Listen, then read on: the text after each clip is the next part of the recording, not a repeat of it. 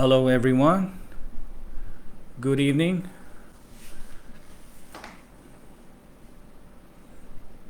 I'm just going to wait for a bit for people to log in here. Okay.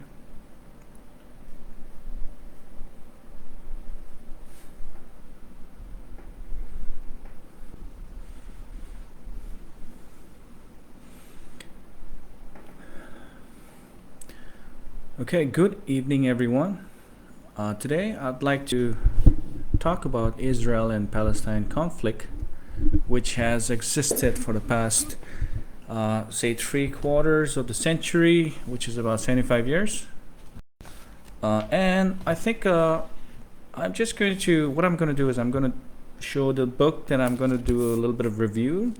So most of like my citations is based on this book. It's called The Shortest History of Israel and Palestine. This is written by Michael Scott-Baumann, and I'd recommend you to read this book if you are interested in this topic. I actually purchased it from a bookstore in the Khan Market, which is called Fakir Chands and Sons. I found this book immensely insightful, well balanced, and readable. I will use this book as my citation source, and we will delve into the historical background so that we understand the origins and what we can make of it from the ongoing war. Okay. In retrospect, it is a dispute over land. The land of Palestine and includes what is today the state of Israel, together with the West Bank and Gaza. So I'm just going to show you the map here. Okay. So this is the map here. This is Israel. This is West Bank. Okay. And this is Gaza Strip. So this is Gaza Strip. The small strip here. Okay. And this is the United Nations boundary. So if you can see, the purple one is Palestinian and the other one is Israelis. Okay. All right. The size of the land is roughly the size of Manipur state in the northeast part of India. The country Belgium is also very similar, or the state of Maryland in USA. They both claim the right to live in and control some of the, or probably all parts of Palestine. So both of the countries are, in retrospect, in conflict because they believe that the land of Palestine and more of it actually belongs to the Arabic Palestinians versus the Israelis. Okay. So the Israel population in 2004, it estimates, I think, to around 9 million, 900,000. So, and the ethnicities consist of 73% Jews, 21% Arabs, 6% others. The area is approximately around 22,000 square kilometers. And the Palestinian population is about 5 million, and the area that I just spoke to you about, which is in West Bank and Gaza, and some parts of the United Nations boundaries, is about 6,000 square kilometers. Okay. All right. So the origins of conflict. With the emergence of the religion of Islam in Saudi Arabia, which the Palestinians, I believe, like, if you study the Middle Eastern history, the rise of Islam, particularly, Muhammad was probably around like 7th century, 680. So the strip of land between Jordan River and the Mediterranean Sea was conquered by Arab Muslims. So the Arab Muslims conquered during 7th century Then eventually most adopted Arabic as its language and Islam as its religion, but small communities of Christians and Jews remained. Now, in the 16th century, which is about 1580, Palestinians were conquered by the Ottomans. Okay, the Ottomans are the Turkish people or the Turkish dynasty. They were ruling that time. So this was during the 16th century. The Ottomans were Muslims, but they usually don't speak in Arab or Arabic. They conquered most Arab lands of the Middle East, thus gaining possession of the three most holy sites of Muslims, which is Mecca, Medina, and Jerusalem. So the Ottomans were ruling the Middle East during the 16th century. And the Ottomans in the Middle East, for them there was no Palestine, but it was called Philistine or Philistine. Okay, so they had three administrative districts under the Ottoman Turks. Most Palestine or Palestinian Arabs were loyal to the Ottoman state, participating in elections to the parliament in Istanbul, which is the capital of Turkey. They went to Turkish schools. Most of the Palestinian courts were based on Turkish laws. The government was based on Turkish government principles. Well, despite some oppositions from the local press, majority of it was dominated by the Turkish people, the Ottoman Turkish. Now, let's go back. Let's further. Sorry. So we went to the we sort of touched base on the 680 or the 7th century and the 16th century, the Ottoman Empire. Now, let's talk about Zionism and the Jewish communities in Palestine. So the Jews lived in what is today Israel and Palestine since 1500s BCE. Okay. Now, in 64 BCE, the Romans conquered Jerusalem. Okay, so 64 BCE, this is before Common Era or before Christ. The Romans conquered Jerusalem and Palestine. It became part of the Roman Empire. Now, then in 135 CE, after a series of revolts against the Roman Empire rule, the Jews were dispersed, but a minority remained who then settled in Europe and other parts of the Arab world. See, don't forget, I think what's happening here is the first Ottoman Empire took over, well, first the Arabs, the Muslim Arabs took over Palestine and most part of Israel. Then the Romans came. Now, we have the Romans ruling the most parts of Palestine and Israel. Okay, so we're talking about 64 BCE when Romans conquered Israel and Palestine. Israel meaning Jerusalem. Okay, then by late 19th century, which is about 1800s, kind of give and take, most Jews lived in the European parts of the Russian Empire. Many were subjected to severe restrictions under the policy to exclude from the life of Christians. So don't forget, the Jews were kind of restricted when they were living in Russia. They were restricted under many policies against Christians because Christians kind of like they were very comfortable. I think in Russia, if I'm not mistaken, it's probably Orthodox Christians who lived during the Russian Empire. So now moving on, after the assassination of the Russian Tsar, Tsar Alexander II in 1881, the Jews were blamed once again and targeted, which led to the series of pogroms or programs and persecutions by the Russians and led to the rise of anti-Semitism again. So the Jews already were suffering during the Arabs and the Ottomans. Now, what happened was when the Russian Empire uh, put policy against the Jews.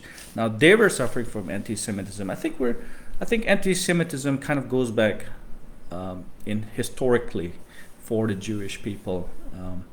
Now between 1882 and 1914, so 1882, 1914, somewhere around World War I, 2.5 million Jews left Russia, and well, parts of Poland as well. I think Poland was also part of Russia during that time. They left and immigrated to U.S. and Europe because they found a safe haven there. However, I think a small number of about like say 50,000 or 55,000 Jews remained, or went back to Palestine, which is their ancestral home for many. So this batch of settlers, or this batch of arrivals, they were called the first Aliyah, or in Hebrew we would say the first ascent, Ascent. For 100 years, Jews, Palestinians, and Palestinian Arabs lived very peacefully, and most of them made up of Sephardic Jews, which were Spain, and North African Jews who spoke Arabic, and you have the Ashkenazi Jews, the Eastern European who spoke Yiddish. Now let's go to another book written by Theodor Herzl. Okay, Theodor Herzl, who was a lawyer and a journalist, wrote a book titled "The Jewish State," which called for the Jews to form a single nation state like France and Germany.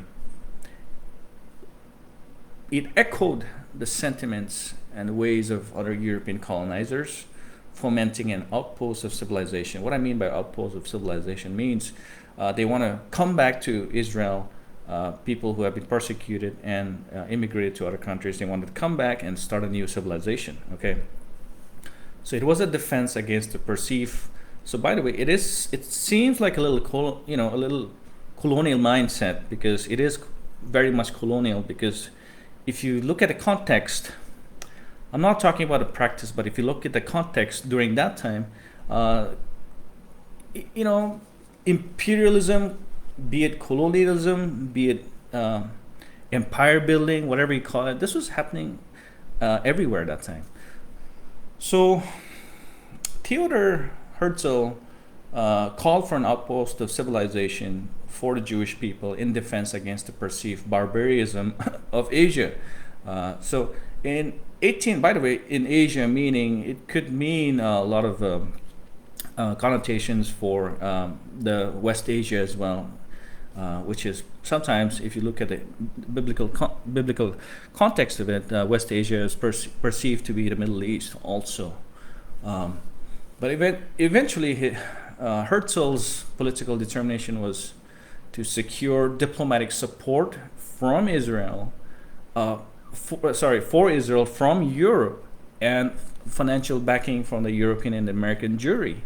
Thus, the Jewish National Fund, JNF, was set up. I think it was during 1901, which was to buy lands in Palestine. So, if you look at the Jewish Bank right now, or the Jewish Lobby, you have to go back to this, the World Zionist Organization and the Jewish National Fund that was funded during the 1800s by Theodor Herzl. Okay, so most lands today in Israel are held in trust. And by the way, if I'm not mistaken, I'm pretty sure the lands in Israel and also the lands in Palestine held by Israel are probably legally in trust by the JNF, which is the Jewish National Fund, or the Jewish, I don't know about the Jewish Lobby, but I'm pretty sure they're kind of, they probably collaborate with each other. Now, today, most lands, like I said, are held in trust, especially if you get a loan, you entrust with your property or with your car or whatever, you're liable to give back to the bank if you don't, if if you're not able to pay for it. So this is what happened, okay, and this is ongoing right now. Now, I said the first Aliyah. First Aliyah is the first Hebrew descent, or like the coming back of the Jews to their homeland. Now, the second Aliyah started from 1904 onwards, who came from Polish lands of the Russian Empire, and were ideologically driven by Herzl ideas. So remember, I talked about Herzl ideas about a Jewish state, and echoing the sentiments of like forming a colonized Israel and trying to colonize many other parts of Israel. I think so. A lot of the second wave of immigrants who came to Israel followed Herzl's principles and doctrines. Now, and by the way, these were people from Polish lands, from the Russian Empire. So I think due to their struggles and persecutions, they emphasize on the promotion of characteristics such as the pioneers, the tough and the resilient, from the weak and the helpless Jews, which mostly people make fun of Jews. So hence they developed the concept of the conquest of land, okay, and the conquest of labor. So what is the conquest of land? Okay, the conquest of land they emphasize on the importance of colonizing other land, okay, meaning colonizing as in like cultivation, irrigation, and taking over land, okay. Now the conquest of labor, I think we can learn a lot from this. The conquest of labor means it emphasized the belief of the Jews' rebirth as a nation, which says that the Jews should be economically independent and reliant only on Jewish labor. Okay, what I mean is in Nagaland, if you see, most of the roads that were built were not by Naga settlers, but they were built by people from outside. And who gets the economic benefit? People from outside. Okay, but the Jewish were smart enough that we're gonna hire only Jewish laborers and will be solely reliant and self-independent. That was their motto, and that's how they went about historically. Now, many Arabs also sold their lands to the Jewish settlers because they gained jobs by earning income, working in Jewish farms, businesses, plantations, and I think by 1918, when World War I ended, the Ottoman Empire and its rule over Palestine had collapsed, and the British were to come and take over, which had far more impact. I don't know, I think it could be a very sinister impact as well. It could be good, it could be bad. There's pros and cons, right, of Palestine. So now the British had come and took over what is called Jerusalem, and with the West Bank and Gaza, and the northern and southern Israel. Now, let's go back in the World War One, August 1914. Okay, when Germany and Austria-Hungary, the Central Powers, went to war with Britain, right? As we all know, Britain, France, and Russia. So Germany and Austria-Hungary were the Central Powers. Okay, and we have a question here by somebody here, Chinodi. How did the experience of Jewish laborers differ between various countries or regions? Well, I think that's a very good question. But as far as my reading was concerned with this book and a couple of sources, they went about. So they were very hardworking people, but at the same time, they were very smart laborers, because first of all, they had a organization, okay, a workers' organization, okay, or a workers' party. They even had a political party supporting the Jewish laborers. So it was a very organized labor union, let's put it that way. And many benefits were given to the Jewish laborers. Why? Because I think they have encountered too many sufferings already, and they were determined that people are not going to use us as slaves or servitude, and because they were very defenseless in many ways historically, because it was not their fault, but in many cases the policies, laws were put purely against the Jewish community, because I think they were doing well. If you look at Shakespeare as well, a pound for a flesh, right?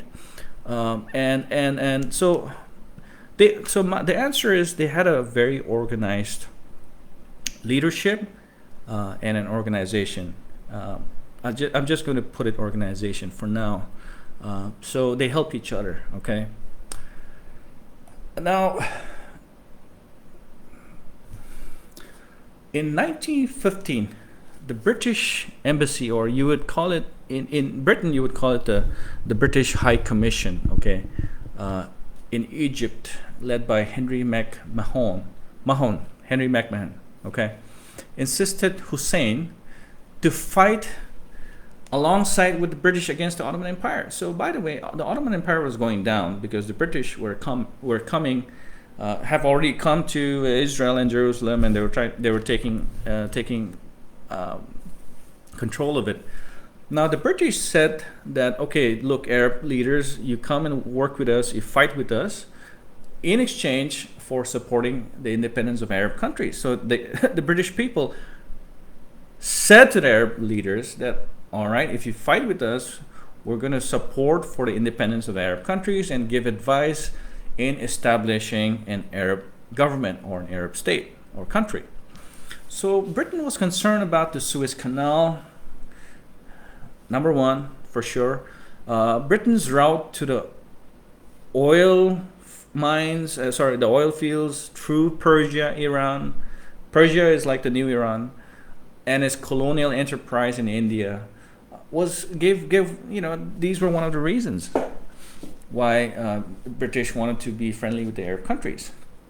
And also because there are many other reasons. I'll tell you why.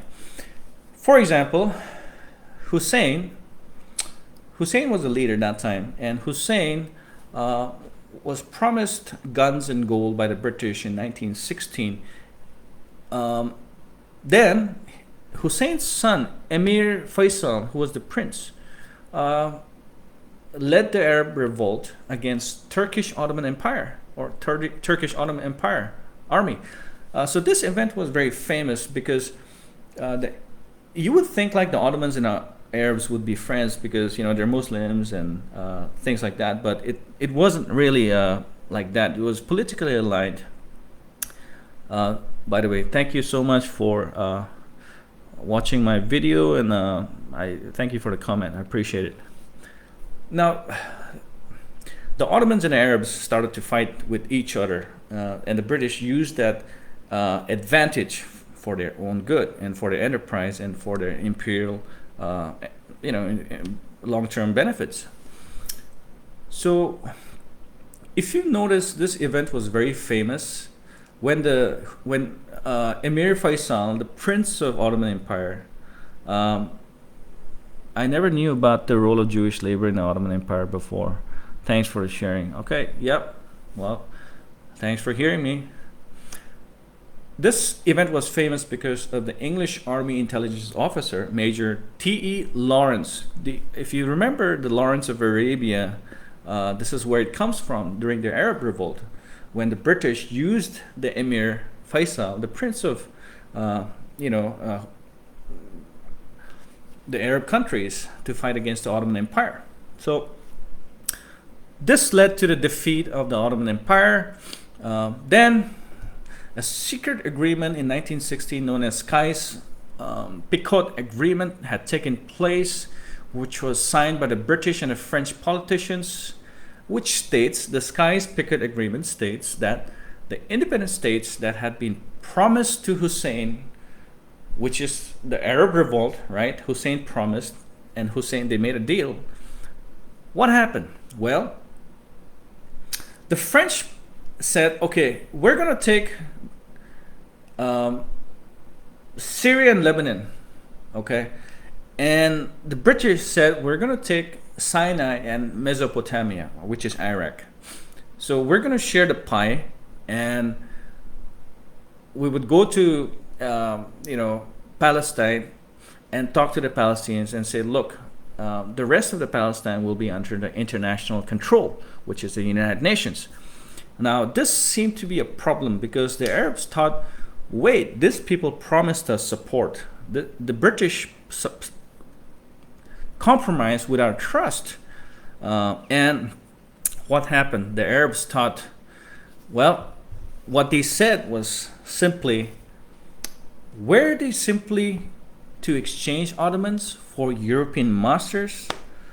So, in a sense, the Ottoman Empire kind of like, the Arabs thought the British were making fun of them. The British really used them, like literally.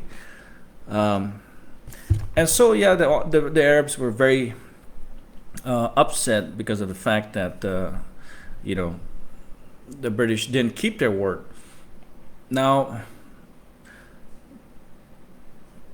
the British had defeated the Ottoman Empire, and during December 1917, General Edmund Allenby led his troops to Jerusalem, and World War I ended, and for 400 years of Ottoman rule in the Middle East was gone to drain. So the Ottoman Empire had lost its grip in the Middle East, right? So guys, again, this is the book that I'm critiquing, and most of the sources are from this book, okay? My citations. I really encourage you to read this book. This is a great book. You can get it in any bookstore right now, okay? Hard copy and Kindle as well, or PDF. Now, the Balfour Declaration of 1917 took place during November 1917. The British Foreign Secretary Arthur Balfour wrote a letter to Lord Rothschild, a leading British Jew, which expressed support of Jewish national homeland, simply referred to as the non-Jewish communities. So, by the way, what the Balfour Declaration declared is that they did not respect the Arabs, but they respected the Jewish communities. Okay, all right. Okay, I don't want to go too deep into this. Now, by 1920s, the Jewish community in Palestine constitute only 10%. Guys, it's only 10% of the population. Large scale of immigration was very essential. So remember, Israel was at the brink of survival, so they wanted to come back and regain their lands, right? After all the persecution and the conquest and the conquer from different kingdoms and so on and so forth. Now, if you have 10% only in Palestine, well, it seems to be a problem.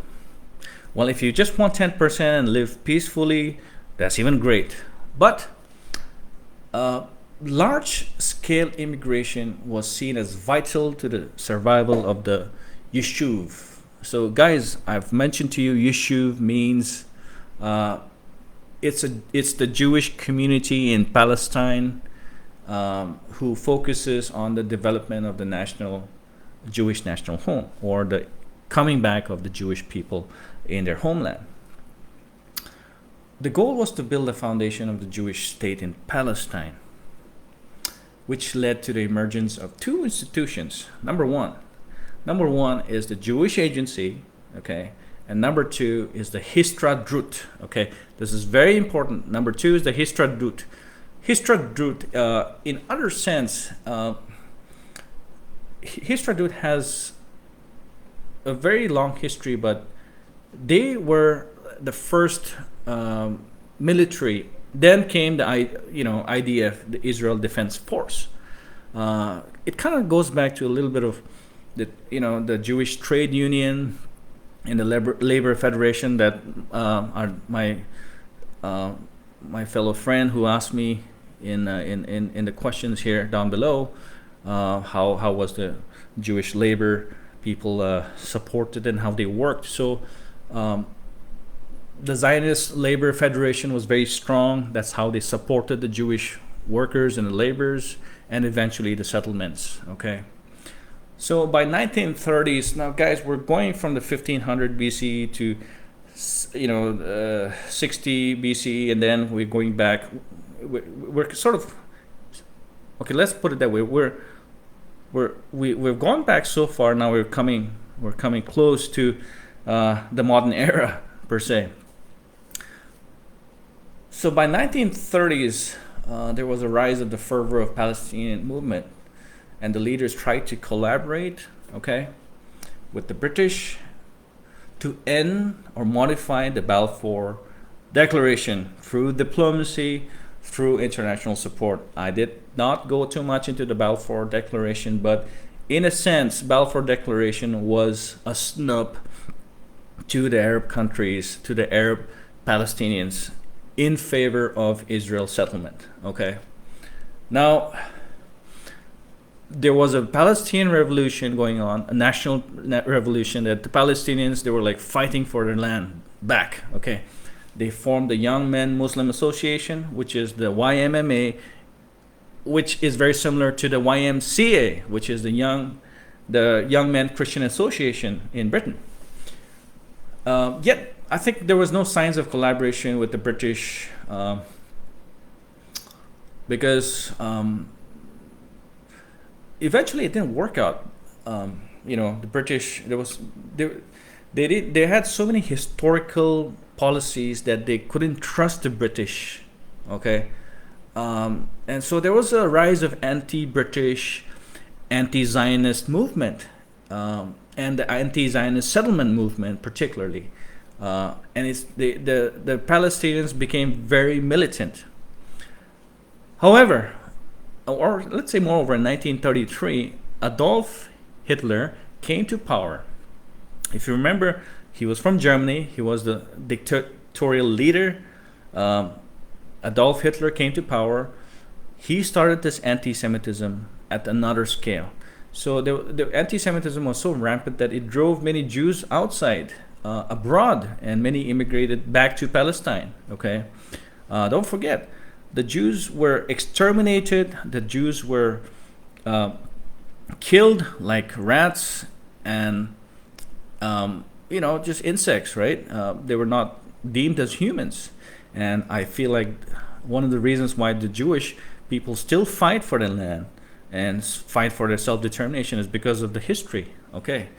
So now, during Adolf Hitler, many Jews went abroad and settled down. During that time, it was 1932. In 1932, there was 10,000 Jewish people in Palestine. Now, by 1935, 62,000 Palestinians, settled down in Israel. Okay. So there was a lot of shifts now. Now let me just go back to let's start with the Arab Revolt now. The Arab Revolt of 1936 to 1939, or the Great Rebellion, is very important because now the real militancy of the Palestinian movement starts. Okay, this is kind of like the formation or the origins of jihad or Hamas per se. So Is Adin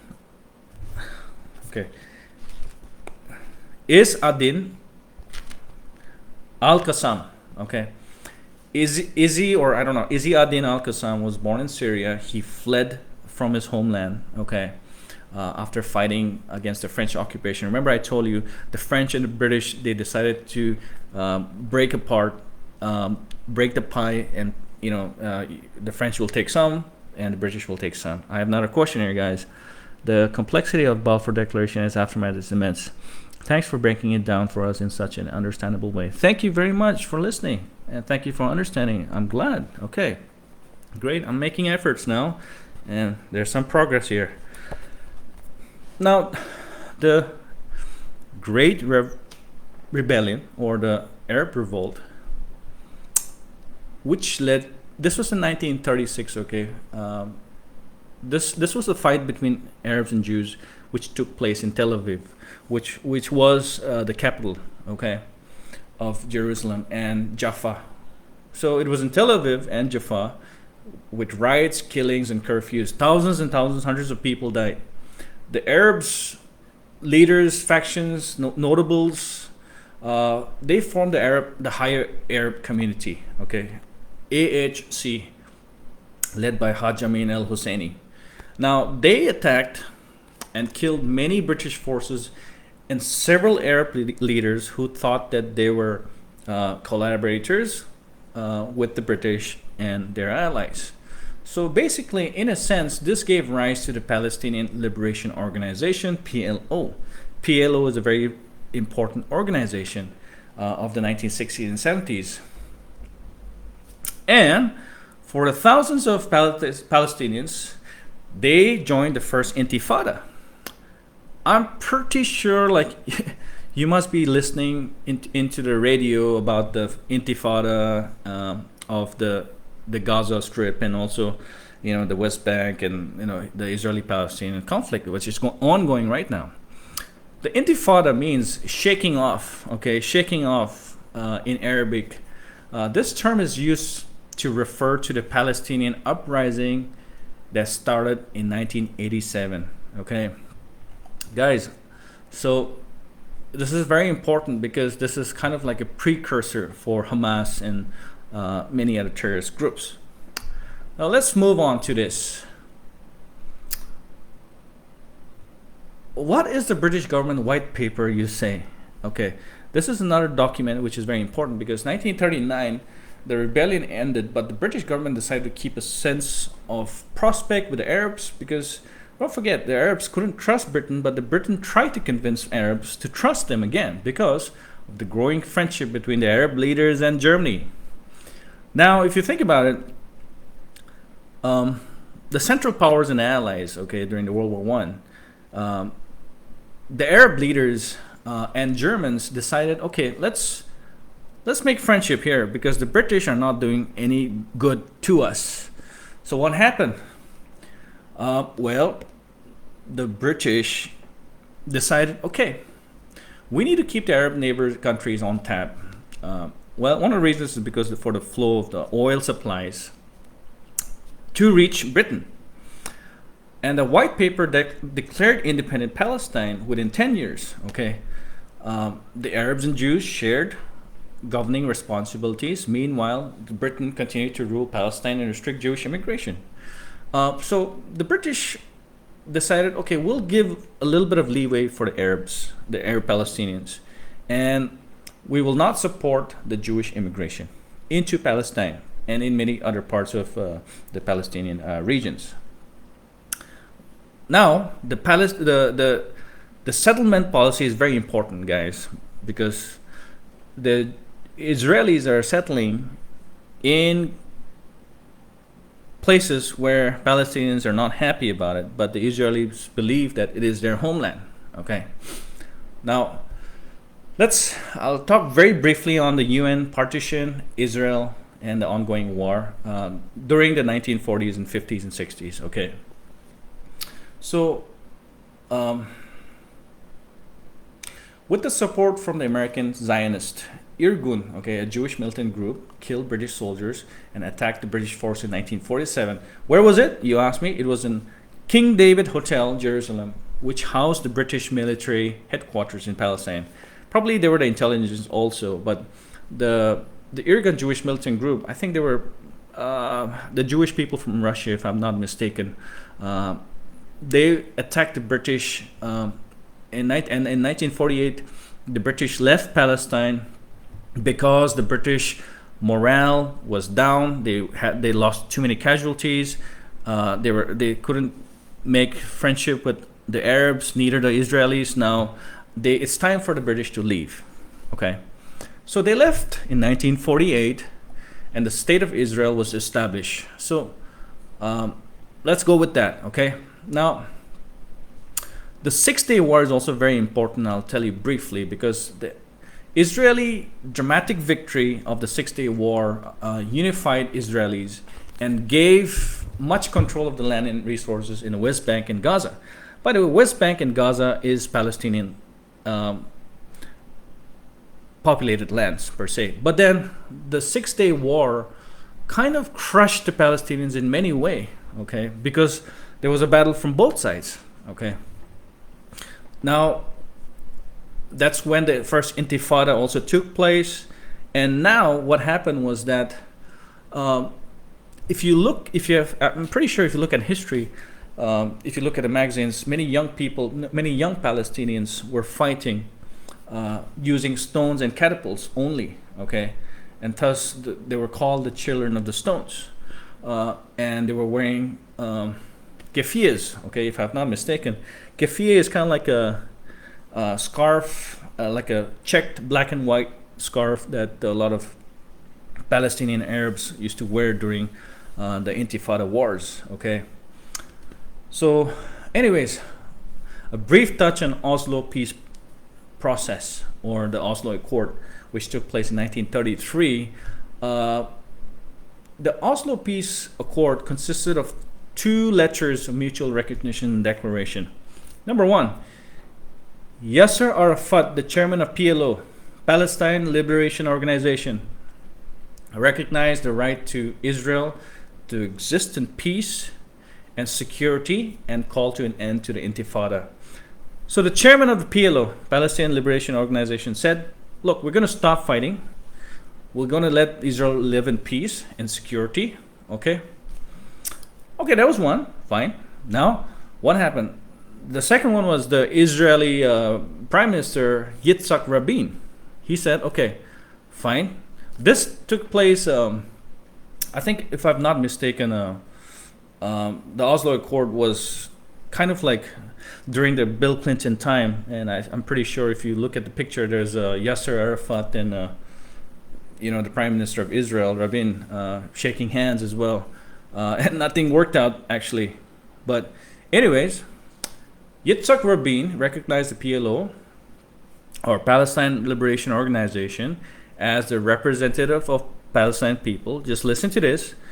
The Prime Minister of Israel said, okay, we recognize the Palestinian people, but, okay, there's a big but here, but there's no rights to self-national determination, sovereignty, or independent state was approved. So they said, okay, we recognize you as a people, but we're not giving you land. We're not giving you the right to have your own state. Okay. Now, I guess the Oslo Accord didn't work out, okay, because obviously the PLO would say, scrap that, I don't care, okay. Now, by 1997, Benjamin Netanyahu took power, and so it's all escalating right now, okay. Israel's rise to the new state and the new nation state is escalating up. It's going up now, it's not going down anymore. Now, Benjamin Netanyahu, he came to power in 1997, February. He kind of gave the go-ahead, basically, for the building of the 6,500 homes on Arab land in East Jerusalem. And this led to the Battle of Jerusalem. As we can see, the future detente of Palestinians' hopes of making East Jerusalem the capital of an independent Palestine was crushed. Don't forget, during the 1997 the Palestinians and the Israelis were still fighting for Jerusalem as to be called the embassy, okay, because it is their holy land. Now, the second Intifada took place during 2000 and 2005 when, September in 2000, Ariel Sharon, the leader of the Likud opposition party, made a tour to the Temple of Mount. In Jewish, you would call it Temple of Mount, and to the Muslim, it's called Haram al-Sharif. Okay, so it's like the dome in Jerusalem, which is the holy site for both Jewish and the Israeli and the Christians. Okay, well, I suppose the Catholic as well, but I think Catholic is more on the Holy See and the probably the Holy See. Okay. Now, it is very sacred to the Muslims and the Jews and the Palestinians. And so it was this Israeli prime minister going to the Temple of Mount. It provoked the Palestinians, especially the East Jerusalem, because most of the Palestinians, they fight for that East Jerusalem land, okay, calling it their land. So the Intifada, so this led to a lot of riots, killings, and the rise of the Second Intifada again. The Second Intifada is, in retrospect, the reasons behind who claims Jerusalem, the East Jerusalem, in many sense. The Second Intifada lasted for 5 years, okay, 2000 to 2005, which killed around 5,000 people, 3,000 Israelis, and 3,000 something Palestinians died, and 1,000 something approximately Israeli died. Okay, which is normally the rate, because usually Israelis are more equipped. So even till today, if you see it any news, if you see any wars, if you see any reporting by journalists, it's usually the Palestinians who actually die more. Okay, during a war, it is a war. Now, this led to the rise of Hamas, the Second Intifada, which is also called the Islamic Jihad, or a militant faction of Fatah. Okay. Now, Hamas started this campaign of suicide bombing inside Israel. Soon, it would lead to 9/11. Weeks later, President George Bush, declared a war on terror. So ironically, the US was fighting against the Al-Qaeda, and vice versa. The Israeli government now presented the Palestinian resistance, Hamas, as an international terrorist group. Now, let me close this, okay? There's a worldwide sympathy for Palestinian suffering since the invasion of Gaza, since the Intifada, okay, since the immigrants who moved and bought lands of Palestinians. But in Israel, it was another story. It is still another story. There is an overwhelming support for the country's military actions, which sees as self-defense. With the formation of yet another Israeli government in 2009, which Prime Minister Benjamin Netanyahu had taken office, which is one of the most right-wing conservative Israeli prime minister and the government, he denounced the peace proposal proposed by Barack Obama and many other Palestinians and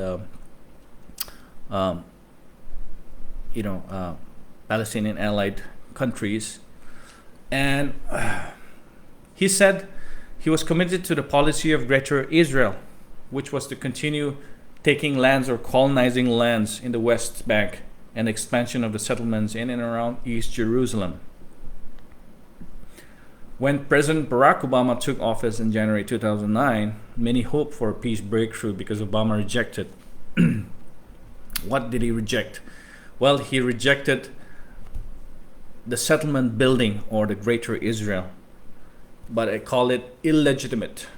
Okay, illegitimate. However, it won't go very well with Obama, actually, because the pro-Israeli who provided financial and military support by U.S. Israel lobby and the evangelical Christians was outnumbered.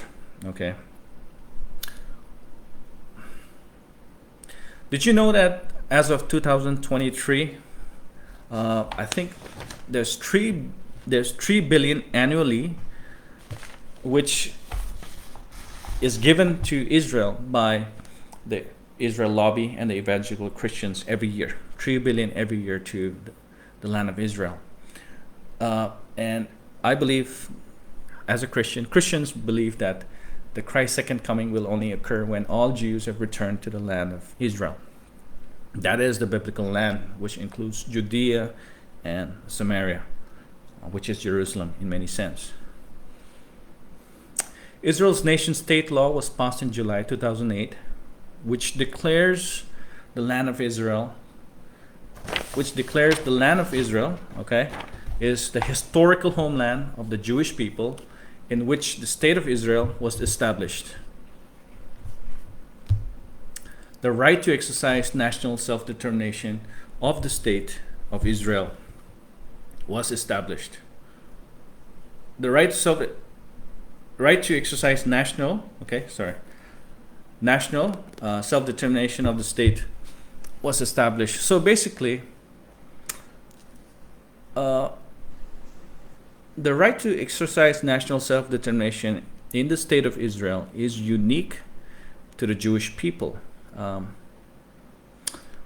By May 2008, Donald Trump said he made the deal of the century, and which I believe it is the deal of the century in many ways, because it led to the transfer of the U.S. Embassy from Tel Aviv to Jerusalem.